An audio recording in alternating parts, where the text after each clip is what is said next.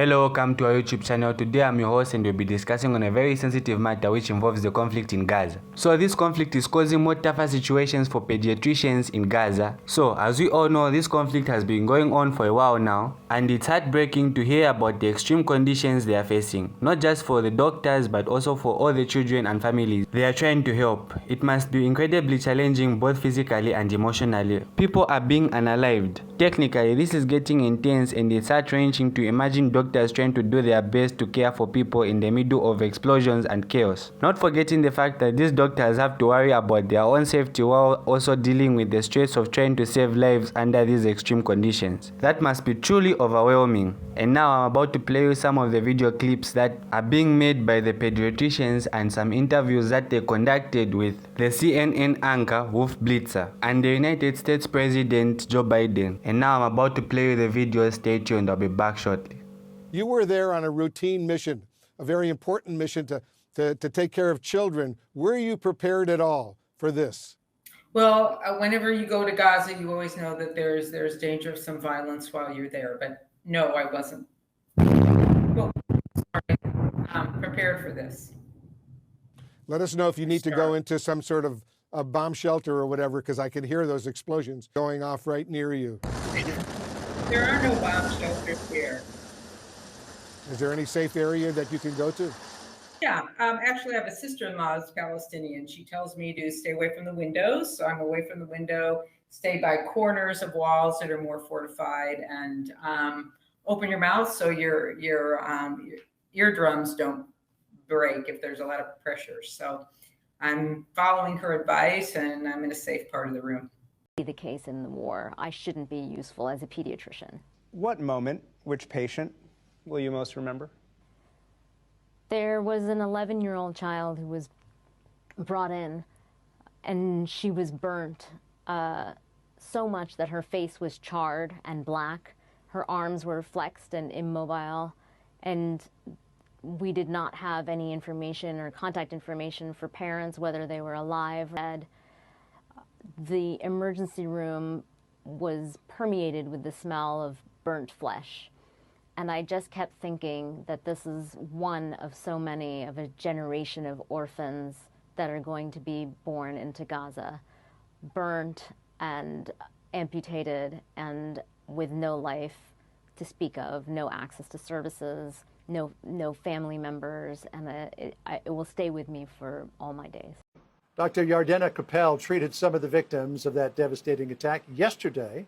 As you can see here in the video, she met with President Biden to talk to him about what she has seen. Yardena is a native New Yorker who moved to Israel and now works as a senior pediatrician at the Sheba Medical Center's Safra Children's Hospital. Dr. Capel, it's good to talk to you. As we pointed out, you had a chance to speak with the president yesterday. What did you want him to know? Hi, John. Thank you for having me. It was a big honor to be sent by Sheba Medical Center, Safra Children's Hospital, to speak with President Biden yesterday. For me, it was really important to convey to him the trauma that these children had witnessed. I'm talking about not only physical wounds, but I'm also talking about emotional trauma, things that I expressed to him I don't think that they will ever recover from in their lifetime. I'd spoken to him about a specific case of a baby I'd seen burnt alive. This is the child of a physician, just like me, who was with her husband and the infant. They heard sirens, just like I did that morning, and naturally ran into their safe room.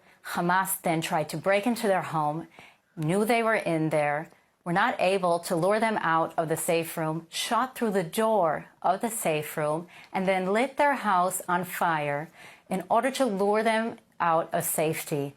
The family at some point, after about 6 hours of being in a room closed with smoke inhalation, was able to escape through the inferno and hide under a tractor that they owned, jumped out of a window, things you can't even fathom, waited there for 9 hours until a helicopter came, brought them to me. Things that are just so disturbing as a pediatrician, things that I never thought I would ever see in my lifetime. able to meet the mother and the baby. The baby currently is extubated, has 30% burns. The mother, 60. She's still intubated. She has very severe respiratory disease. She's stable, but still in a situation where she's not going to be extubated anytime soon. You know, doctor, I talked to the brother of that woman the other day at Sheba Medical Center. He described the burns as over their legs, over their arms, but they had no burns on their chest because she and her husband were holding each other with the baby in between, trying to protect him. When you spoke to the president, you were pediatrician. I didn't think I would be of any use in a wartime hospital because, frankly, I expected young men to be the predominant patients. But I can tell you, in one day during my service at the hospital, 4 out of 5 patients in our resuscitation or code room were children under the age of 16. It is staggering. It is a staggering failure of humanity that I witnessed. كنت نايم؟ ايش صار؟ ايش؟ كنت نايم؟ شيء قصف؟ شيء قصف عليكم وانتم نايمين؟ خايف الحين؟ خايف ليش خايف؟ خلص القصف الحين خلص يا عم خلص أنا معك ماشي؟ خلص أنت بطل لا أنت لسه خايف ايش خايف؟ بدك ابوك؟ الحمد لله خلاص؟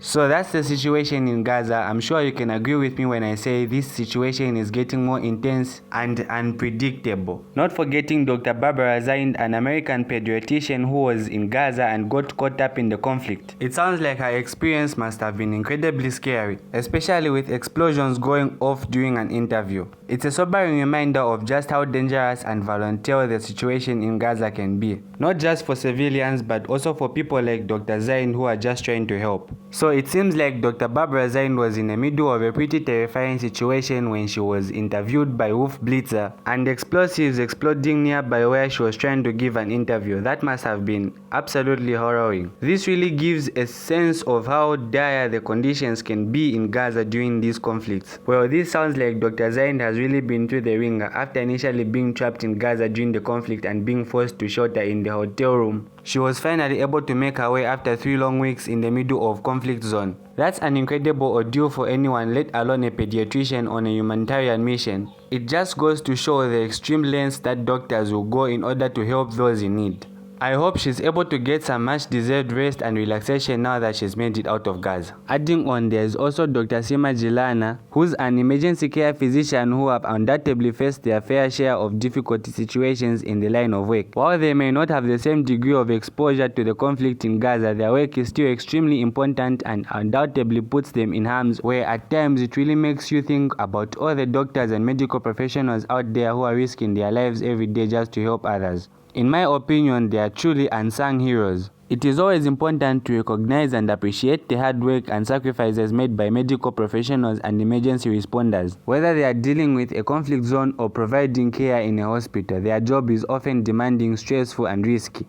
And it's not just the doctors and nurses who deserve recognition, but also the support staff, technicians, and other personnel who work tirelessly behind the scene to ensure that patients receive the best possible care. This isn't anything easy. I know it's easy to take medical professionals for granted, but it's also important to remember just how demanding and emotionally exhausting their jobs can be. Imagine seeing people at their most vulnerable trying to save lives and dealing with all kinds of intense situations day in and day out. And then there's the added stress of potential exposure to infectious diseases, long hours, and navigating difficult ethnic dilemmas. It's really a testament to their commitment and dedication that so many of them continue to do this work, even in the face of these challenges. Looking at the situation, the doctor also said something like, a generation of orphans will be born in Gaza. It's devastating to think about children being caught up in the kind of conflict or crisis, let alone in such large numbers. It's only the physical injuries and illnesses that these young patients are dealing with, but also the emotional and psychological trauma that can have lasting effects on their development and well-being. It's a stark reminder reminder of the toll that conflict and crisis can take on the most vulnerable members of society. It is also tough to provide comprehensive support for children in conflict zones or humanitarian crises, especially when resources are already stretched thin and safety is a major concern, but there are still individuals and organizations out there who are doing what they can to help, even if it's not always on a large scale. For example, there are a non-profit organization that provides psychosocial support and mental health services to children